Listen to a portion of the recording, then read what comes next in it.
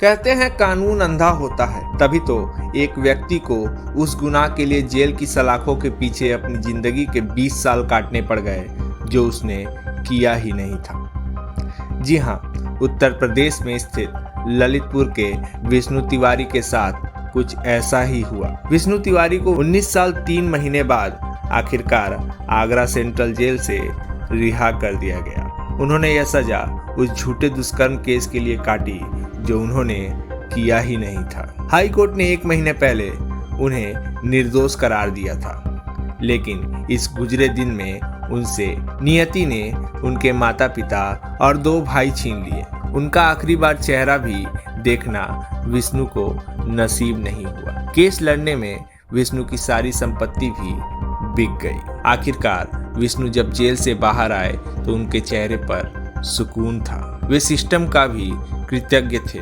जिसने उन्हें बेगुनाह साबित किया। लेकिन जब उनके मन में बीते 2 दशक की तस्वीर सामने आती है तो उनके चेहरे पर छटपटाहट के बादल उमड़ने लग रहे थे। जेल से बाहर निकलने के बाद विष्णु ने क्या कहा, आइए सुनते हैं।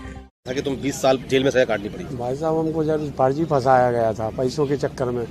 उनको पैसा मिला था, सरकार से भी पैसा मिला था, दूसरी पार्टियों ने, दूसरे लोग बागों ने उनको पैसा दिया था। कुछ लोग जो हमारे विरोधी थे, जमीन जागा के मतलब विरोध में रहते थे, उनने फंसाने की कोशिश करी थी हमें। हम अच्छे कारीगर थे, मतलब ठीक ठाक काम मतलब करते थे। साड़ी की भी बनाई हमने बनारस में, तो मतलब ठीक ठाक सब था हमारा, और हमसे फंसाया गया था केवल पैसों के चक्कर में। और जब से हम 20 साल से मतलब यहीं हैं जेल में, हमारे माँ बाप, हमारे भाई सब ख़त्म हो गए और हम पे कुछ नहीं बचा। तो हमारे वकील सब खा गए। रिकवरी भरी थी ज़मीन बेच के, वो भी पूरे पैसा खा गए, वकील भी, रिकवरी का भी। तो 30% भरने पड़ता है, बता रहे लोग बाग के 3% भरने पड़ता है। लेकिन हमारे पिताजी पैसे थे, सीधे साधे से उनने पूरा पैसा भर दिया था।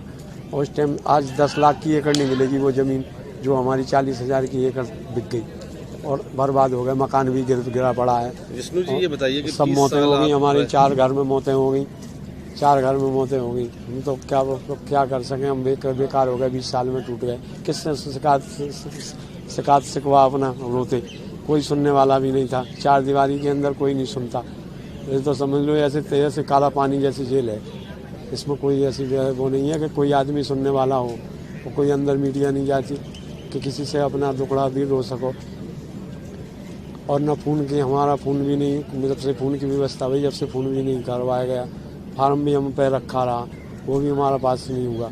और हम तो योगी जी की सरकार बनी थी, तो हम तो बड़ी मेहरबानी थे, समझ रहे थे कि शायद है दुनिया में भ्रष्टाचार ख़त्म हो जाएगा।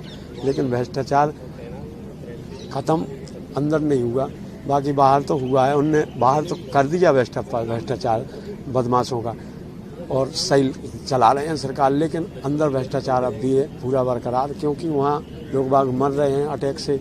पानी की व्यवस्था नहीं, खाने की व्यवस्था सही नहीं, और बिल्कुल बहुत परेशान है। कई आदमी तो छूटने की स्थिति में थे, जो 2018-19 में 18 में छूटे गए, 19 और 20 में छूटे ही नहीं गए आदमी।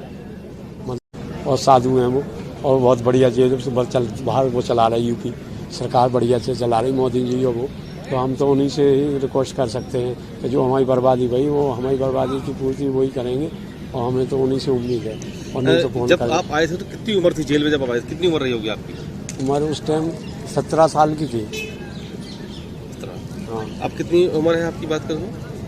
अब तो 37 साल की है। 46 ये पेपर में कागजों में 37 साल हो? हाँ, कागजों में मतलब 33 साल हो रहा है, मतलब वैसे। लेकिन 46 साल मतलब वो हमारा लिख रही है। अच्छा, ये बताइए कि अब जैसे कि आप छूट गए, 20 साल बाद छूटे हैं, जेल से बाहर आए, तो क्या लग क्या रहा है? बिल्कुल बाहर की दुनिया, अंदर की दुनिया, किस तरह का आप महसूस कर रहे हैं? क्या करेंगे? महसूस तो हम कर रहे हैं कि सर हमें बाहर की दुनिया की आज़ादी मिली है, लेकिन ऐसी आज़ादी देखो, उम्मीद है हमें उनसे, सरकार से। और उनसे जब हमारे जजमेंट में हमारा जज ने हमारी नहीं सुनी। हमारी गरीबी स्थिति का वो हुआ है, तो पैसा नहीं थे, हमारे पिताजी खत्म हो गए थे, तो वकील ने भी मना नहीं करी, वकील ने मना कर दी बहस करने से। तो सब कुछ इस तरीके से हुआ कि जज ने अपने मन की सज़ा दे दी। कोई मुसलमान, उस टाइम मुसलमान जज थे, वो हमसे पता नहीं क्या रंजिशदारी या क्या मानते थे, उनने सज़ा दे दी। जब से हम तो जेल ही में हैं, अब क्या उम्मीद करें? हम शरीर से ना टूट गए, अंदर से कुछ नहीं बचा हम में। परिवार हमारा नष्ट हो गया, भाई माँ बाप सब खत्म हो गए। तो हम बताओ क्या करें। एक भाई है हमारा छोटा, वो भी मानसिक तनाव में रहने लगा है, शादी नहीं करी उसने, सब कुछ परिवार में उजड़ गया, ज़मीन बिक गई। अब हम क्या कर सकें, हमें तो उन्हीं से बस योगी जी से ही। शादी वादी भी नहीं हुई थी आपकी तो? शादी भी नहीं भई हमारी, तो हमारी शादी का टाइम तो जब ही होता कुछ दिन समय, उससे पहले ही हम जेल में आ गए, तो शादी कहाँ जिन से लोगों ने होती। मुकदमा लगवाया था, तो क्या चाहते हो आप? क्या क्योंकि फर्जी मुकदमा साबित हुआ, निर्दोष आपको बरी कर दिया?